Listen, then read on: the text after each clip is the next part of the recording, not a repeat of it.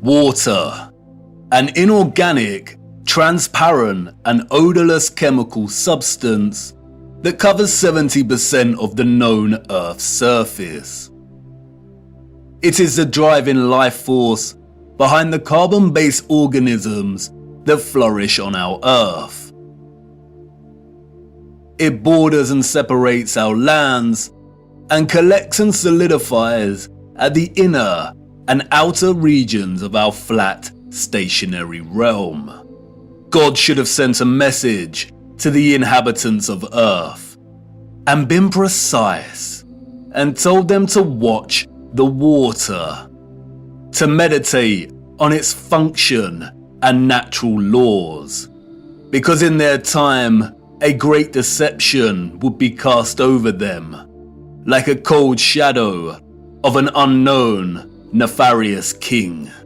And maybe God did send this message in the form of a flood, but its truth was mythologized and buried, and the lie propagated in spite of it.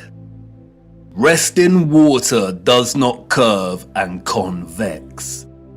The natural laws of a resting body of water insist that it takes the exact shape of the container it fills, and always finds and maintains a flat level. Resting water always rests flat.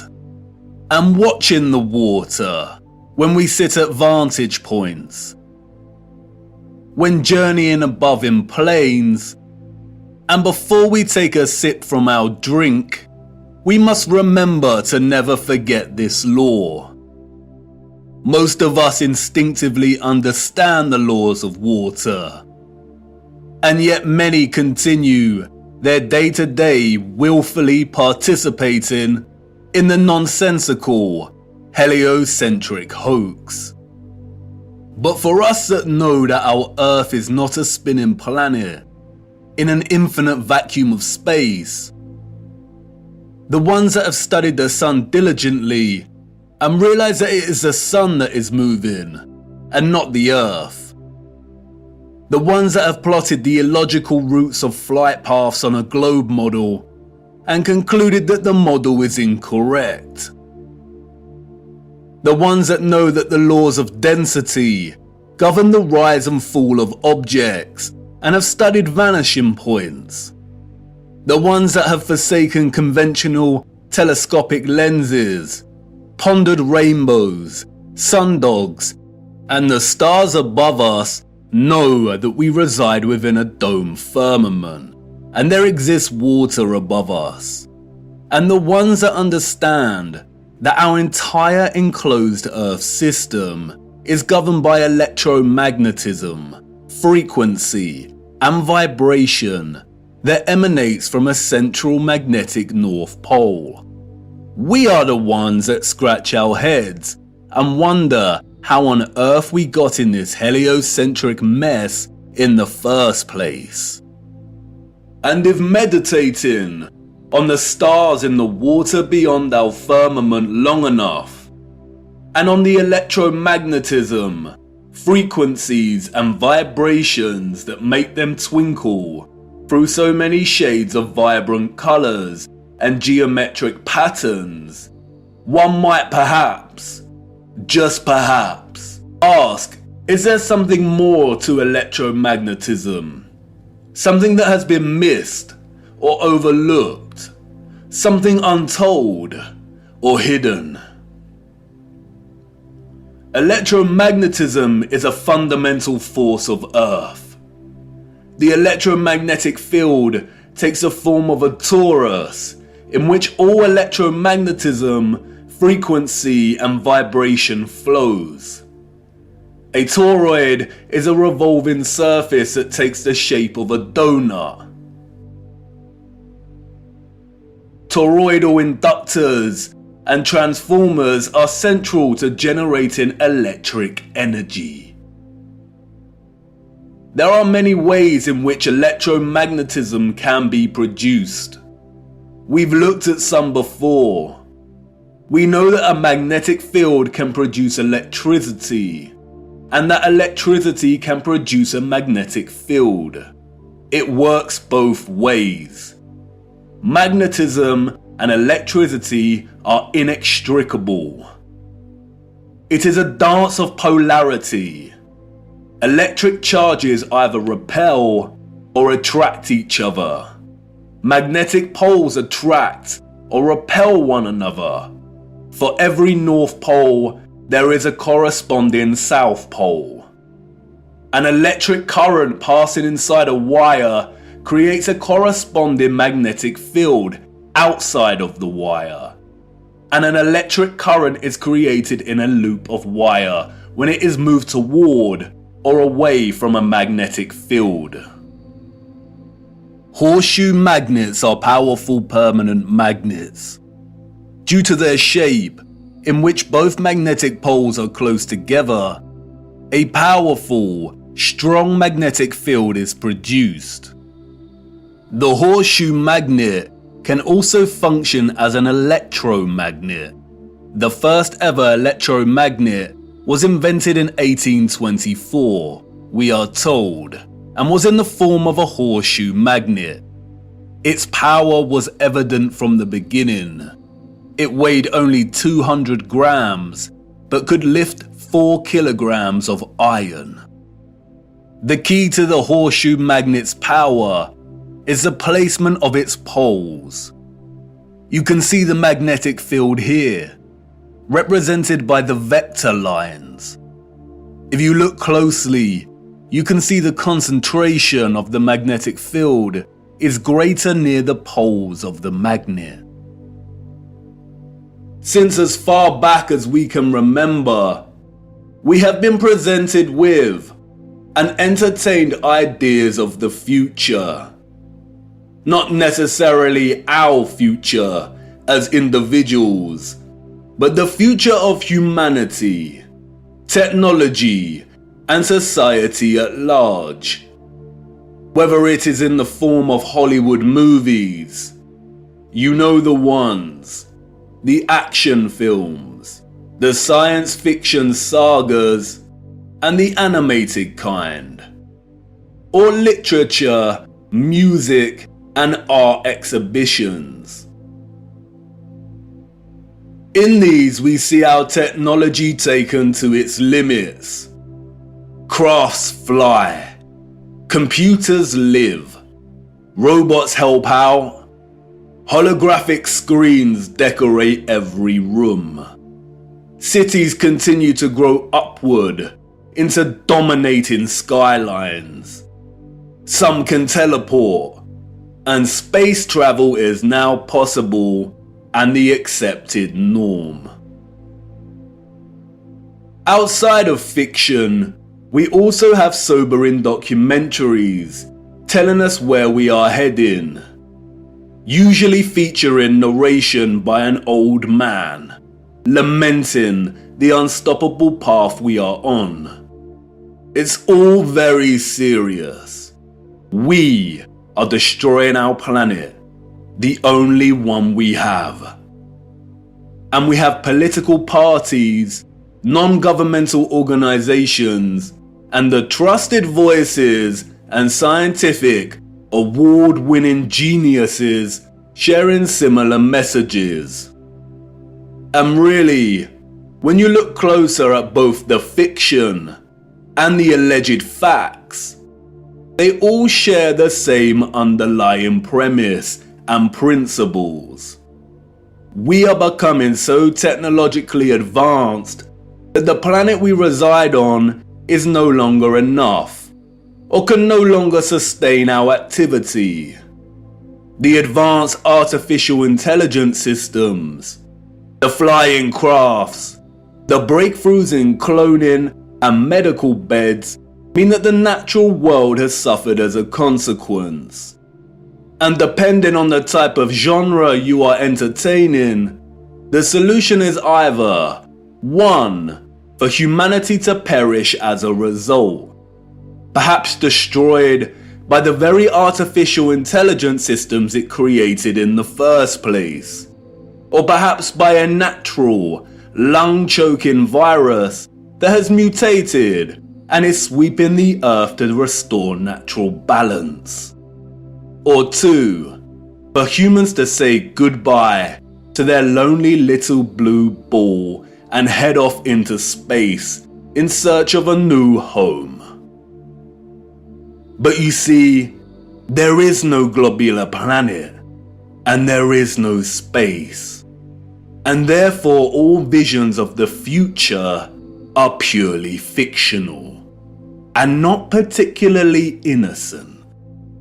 What we don't see emphasized in these visions of the future, however, is the potential of electromagnetism to transform all human life, technology, and society. Which is strange when you consider that all life, and the earth itself, is impossible without electromagnetism. Why wouldn't visionaries want to explore this in more detail? Could it be that they are not allowed to? Could it be that they are afraid of something? Afraid of us connecting one too many dots, perhaps? And again, horseshoe magnets can act as powerful electromagnets. If a civilization was to advance technologically through the use of electromagnetism, then the horseshoe magnet would certainly have a tremendous role to play in that development. Yes, it certainly would. And it certainly did. The horseshoe magnet. The Arc de Triomphe. Yes, one of the most powerful electromagnets ever constructed.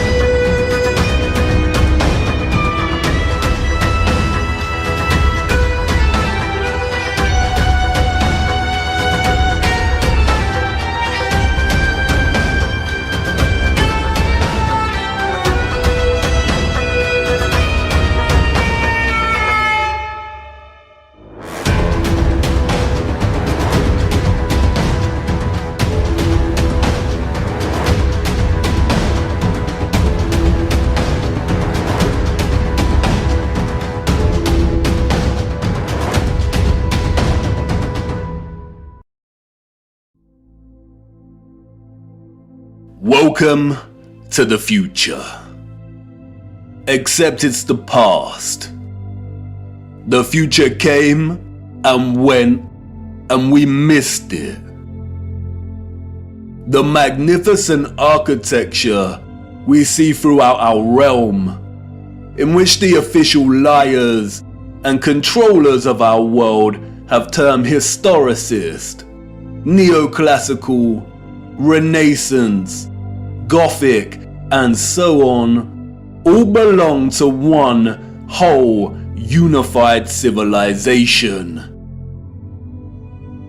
A civilization so developed they had harnessed the power of electromagnetism to such a high degree that they not only built these huge structures, but also crafted them with utter finesse and beauty. A celebration of their own technological advancement. The structures were designed with the sole intention of harvesting and generating electromagnetic energy and distributing it across the world. Their cities, towns, an entire way of life ran and depended on the use of free, clean, and powerful electromagnetic energy. The energy was harnessed and collected from the ionosphere above our heads through the use of antennas, spires, domes, and towers. All the impossible structures we see today have been repurposed and rebranded by our controllers and the citizens of the 19th century. This is not a church. This is not a mosque. This is not a castle. And this is not a government building. These are generators, powerful and gargantuous.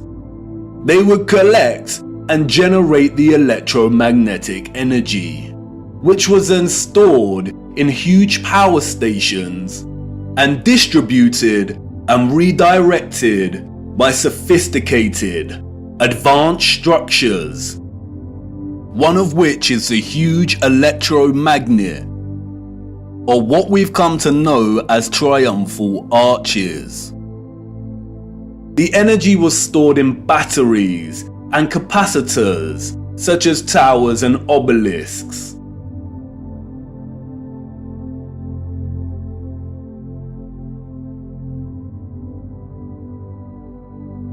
All cities were constructed across our realm in the form of one big, interconnected power grid, much like a huge computer motherboard.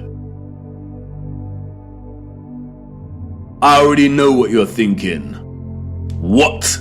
He's finally lost it. He had us with flat earth, but this is just too much. I know. The backup programming is kicking in. But before you turn away to leave and cast aside your muddy boots, let me show you how it worked. As you know, we live on a flat stationary plane. At the center is a source of magnetism at the North Pole, and directly above this is Polaris, fixed at the central and highest point of a wondrous crystalline dome firmament. Beneath the firmament, different layers of atmosphere exist at different heights. The ionosphere starts at about 30 miles above Earth. It includes the thermosphere and the mesosphere. The ionosphere is an electrical atmosphere that is ionized by the sun's electromagnetism. It also forms the inner edge of the magnetosphere. I know, a lot of big words and abstract concepts, but you are familiar with this process and have been witness to it every day for the entirety of your lives. As you can see, The vials here contain molecular gases that are present in the atmosphere above us. When an electromagnetic source, such as a Tesla coil, is applied within close proximity of these gases, the coil's magnetic field ionizes or charges these gases, and the result is phosphorescent plasma. The gases become colorized. This is why our sky is primarily blue, because the sun's electromagnetic presence ionizes the atmosphere, and the result is colored plasma. When the sun is entering or exiting our region, or what the liars of the world call sunrise and sunset, we see a variety of color gradients due to its distance from the ionosphere above us. When the sun is no longer journeying above our region, the sky loses its color and we can see the stars in the firmament beyond. Although the official scientists designate the ionosphere as an atmospheric layer, it is actually an ethereal layer. Ether is the fabric or element that carries electromagnetism.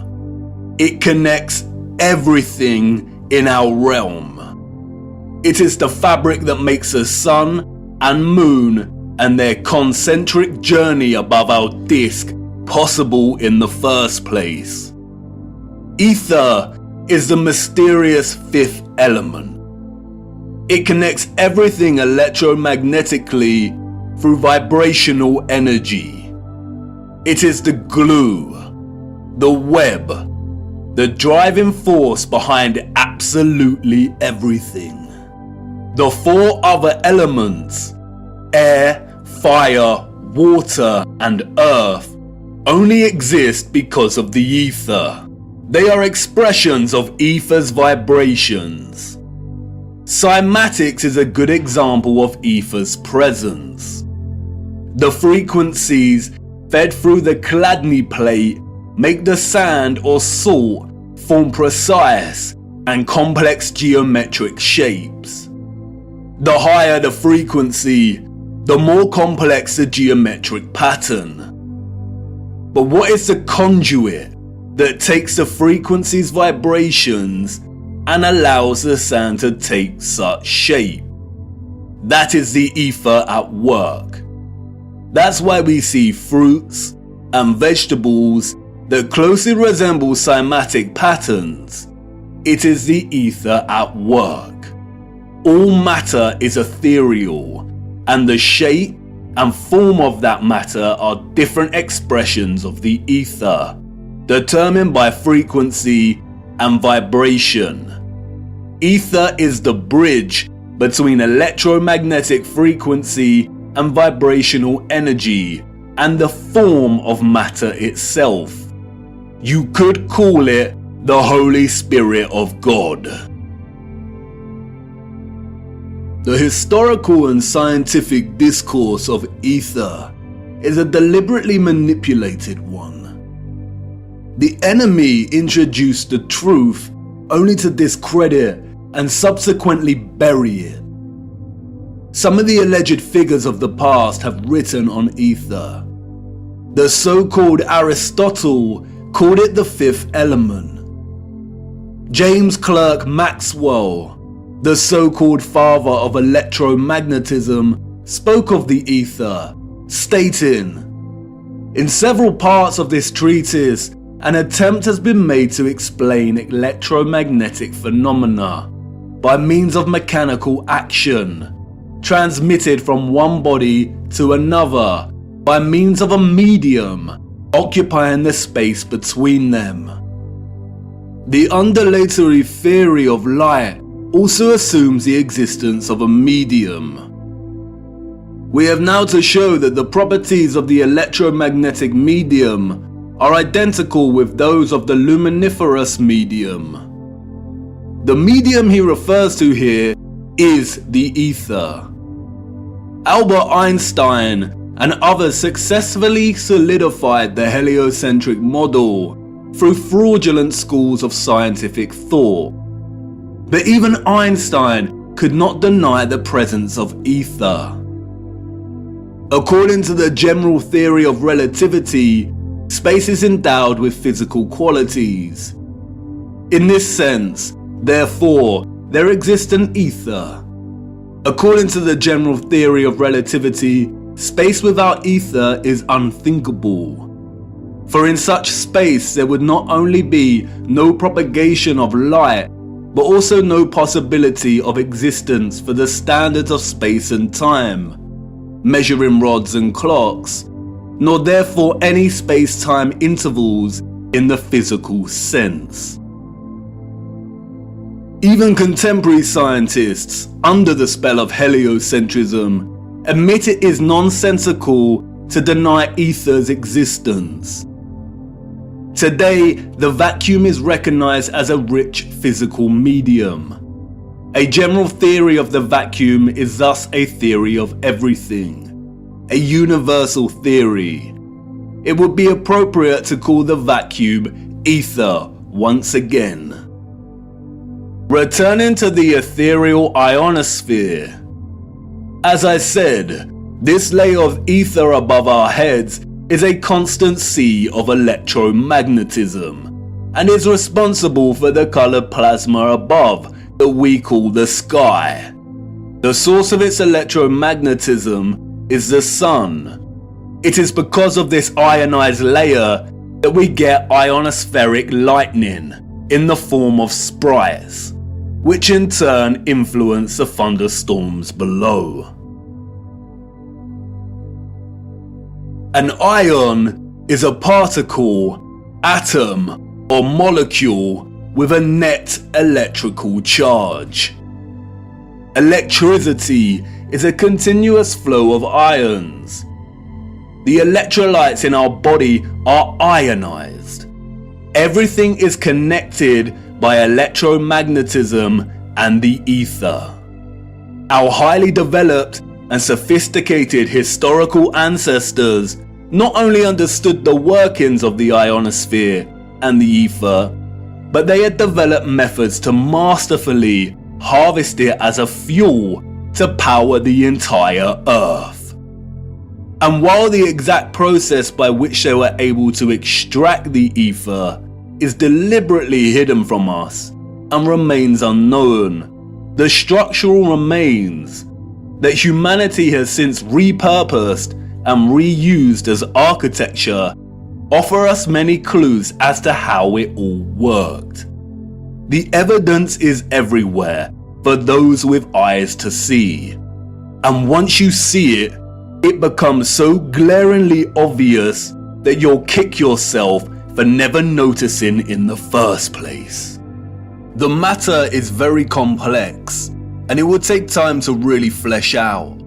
So for now, let's have a closer look at some of these structures, and I will introduce some basic concepts. As we continue our journey, we will explore everything in more detail. We see them everywhere. On top of all these magnificent structures, towers, spires, and pinnacles that rise into piercing antennas. It was through these complex antennas that the ether was harvested. You see, after the Great Reset of the 1800s, the enemy fractured the old world's unified understanding of God and created multiple religions to try and hide God and justify the existence of such grand and beautiful technological structures. And I know this may trigger some people, but stay with me, I will not let you down. But for now, it is critical to understand that a lot of the religious icons that adorn and make up these antennas were never indicators of different religions in the old world, nor were they intended to be. They signaled something else entirely. They are usually made from copper and gold, both are excellent conductors of electricity. In many of the structures we call cathedrals, the symmetrical spikes on the pinnacles worked in a similar fashion, extracting ether from the ionosphere. Once harvested, the energy would inevitably have been drawn down into the top larger portion of these domed structures. When examining many of the interiors of these domes, we come to realize that they rely heavily on symmetrical ornamentation.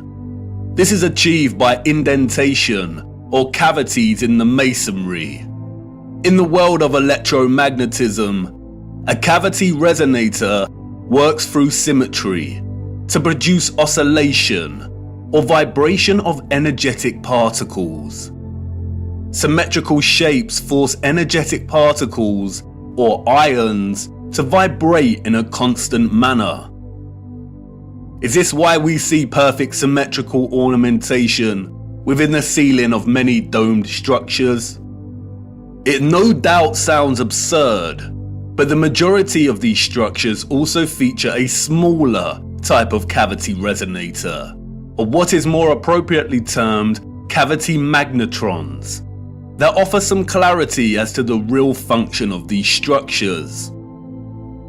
A cavity magnetron is a high-powered vacuum tube that generates microwaves using the interaction of a stream of ions with a magnetic field while in the cavity resonator. A magnetron operates through a hollowed, symmetrical vacuum.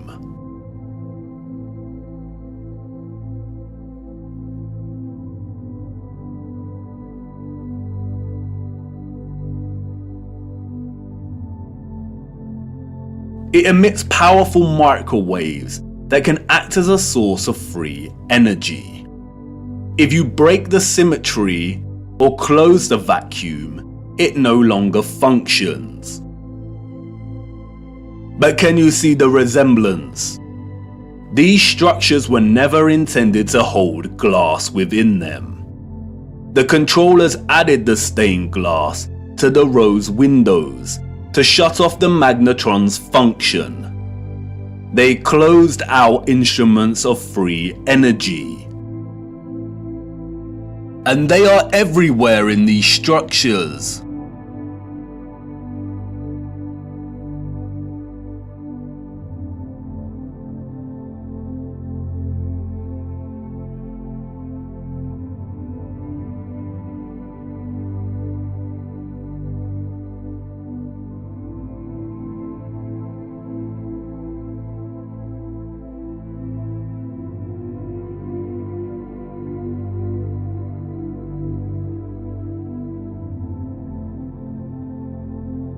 Interestingly, if you look at the geometry of entire sections of the structures themselves, then it becomes very evident that they functioned in their entirety like a cavity magnetron to generate energy.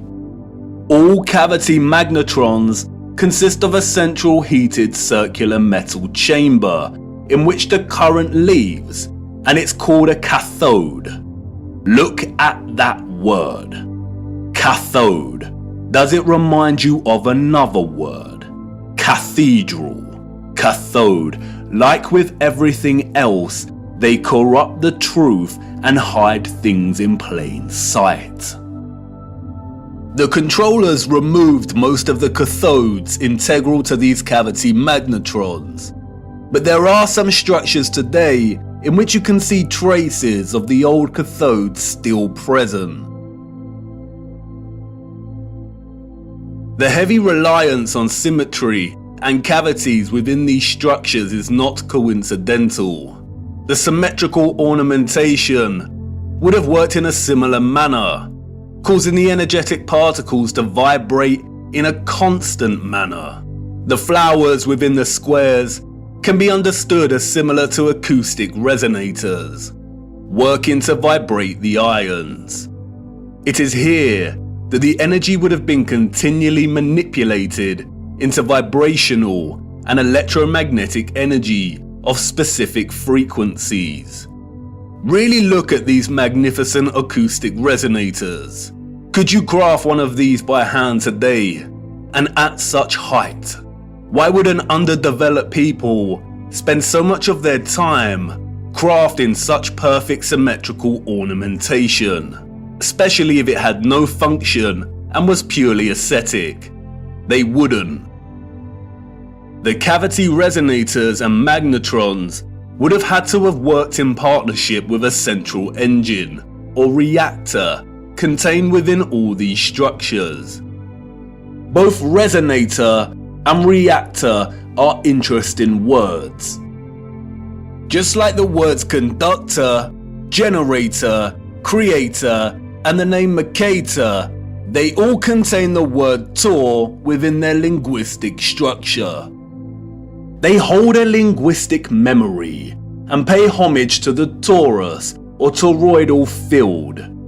The torus is the flow of electromagnetism.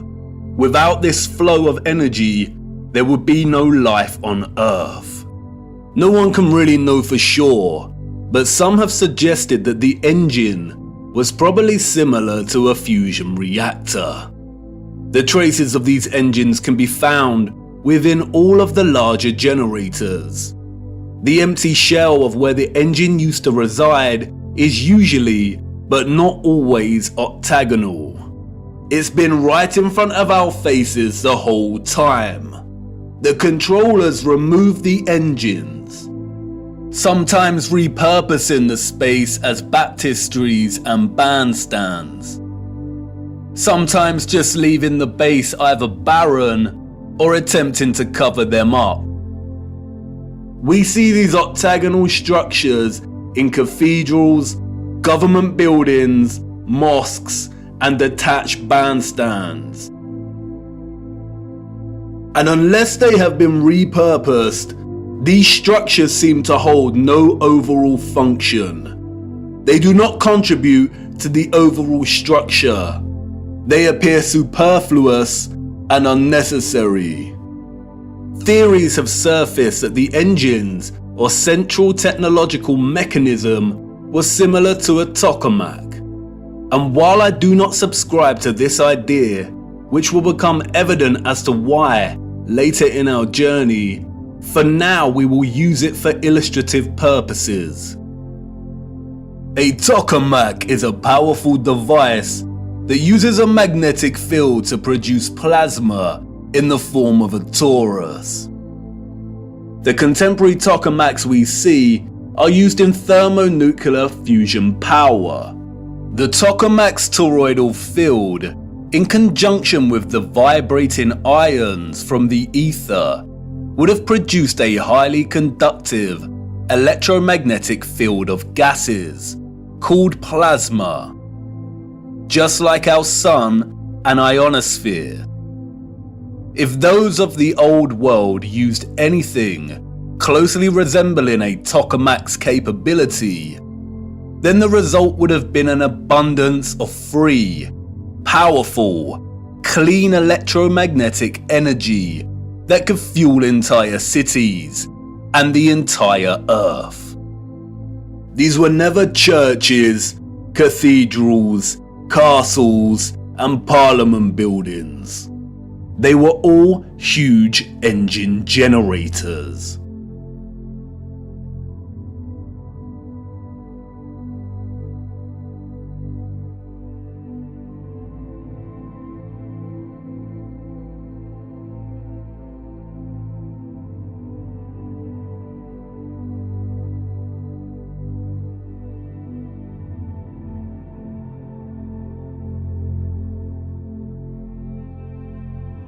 The controllers invented labels and terms such as Renaissance, Greco-Roman, and so on to describe the style of these structures. But as you can see, all these magnificent, impossible structures all share the same fundamental structural principles and design, despite location, time period, and cultures.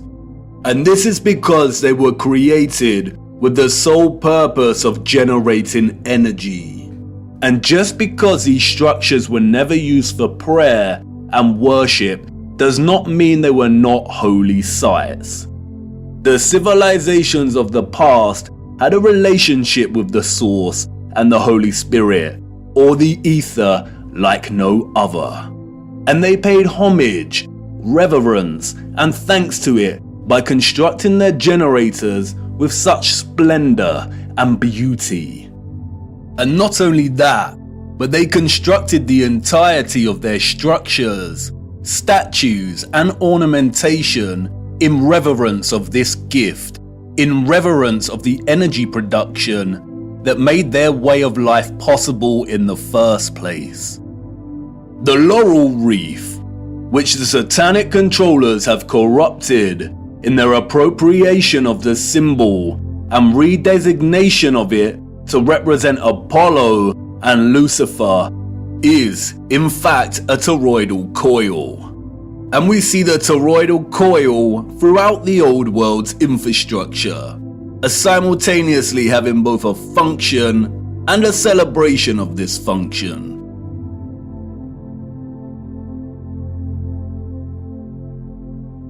Electromagnetic coils are electrical conductors. They are used in applications where electric current interacts with a magnetic field. In devices such as generators, motors, inductors, and transformers.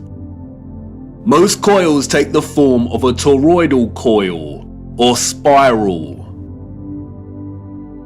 Wire coils are used in conjunction with a magnet to produce powerful electromagnetism. The more turns of the wire, the stronger the magnetic field. Coils generate vortexes, which in turn create an electromagnetic field. It's all one interconnected system.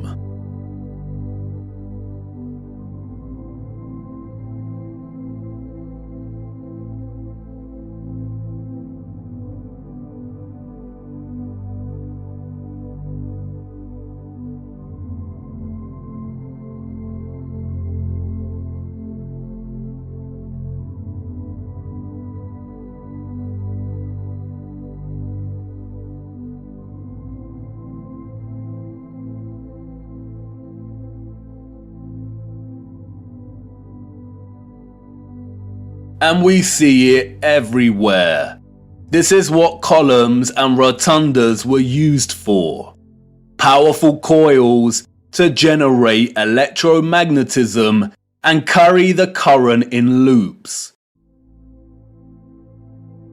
The torus is found at the base of pretty much every column found throughout our realm. It is everywhere. Look at the movement of electricity through a wire and the simultaneous magnetic field it produces. This is exactly the shape of a column. And we see this present in all of these gigantic and meticulously crafted columns.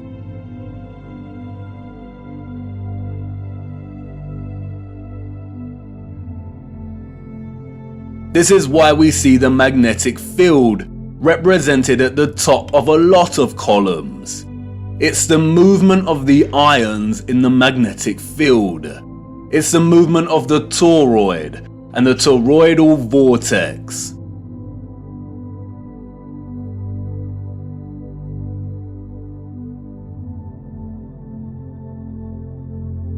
As you saw, coils of copper wire are essential in electrifying the magnet.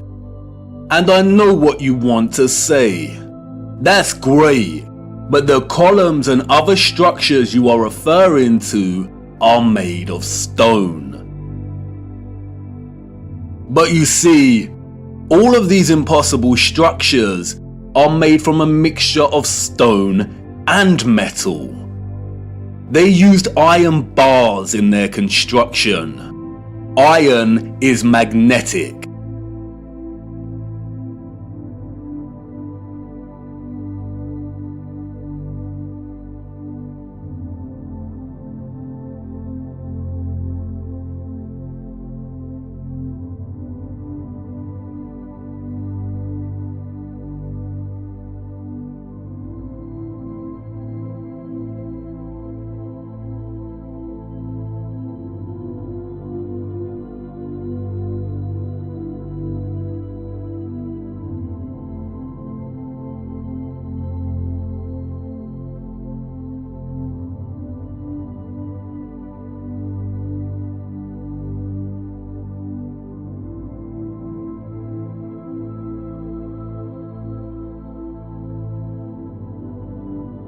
These iron rods run throughout the stone infrastructure and are complemented with copper and gold roofing.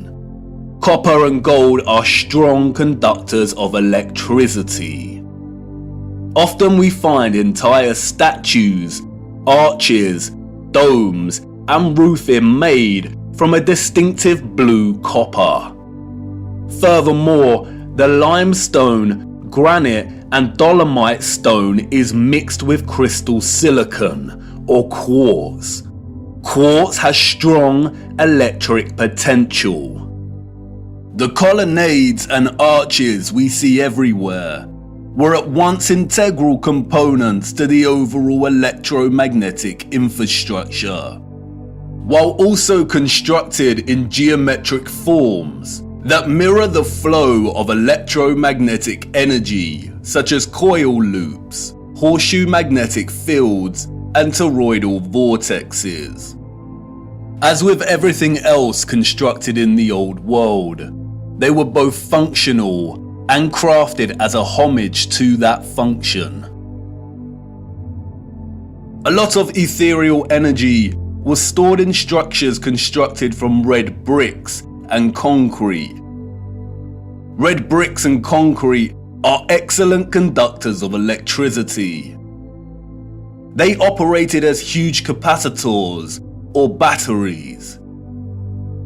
According to new research, red bricks can be converted into energy storage units that can be charged to hold electricity, like a battery, and can store energy until required for powering devices.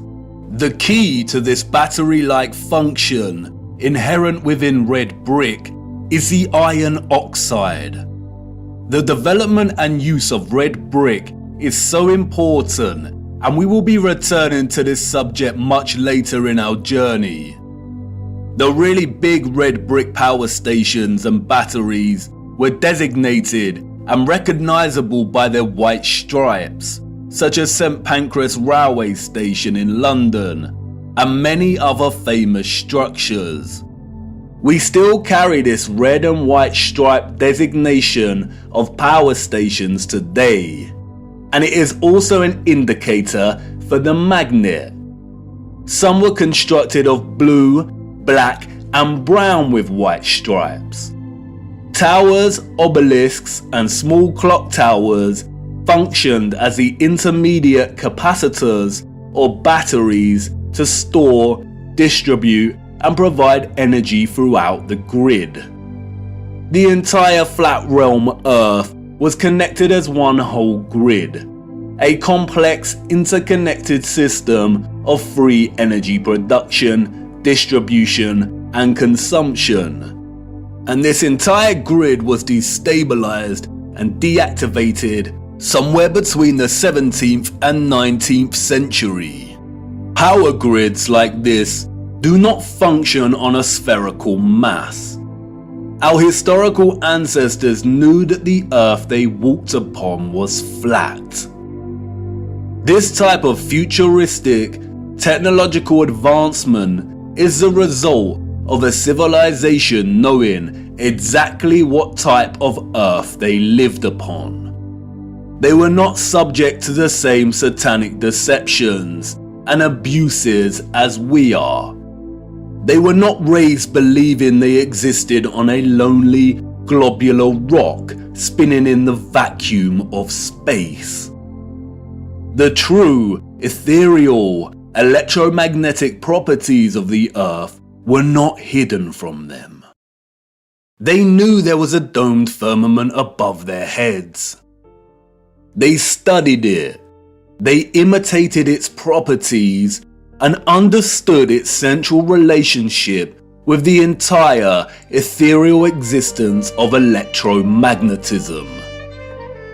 They revered the magnificence of its craft and showed utmost gratitude to the Source, to God, and the ethereal Holy Spirit for giving them everything they needed.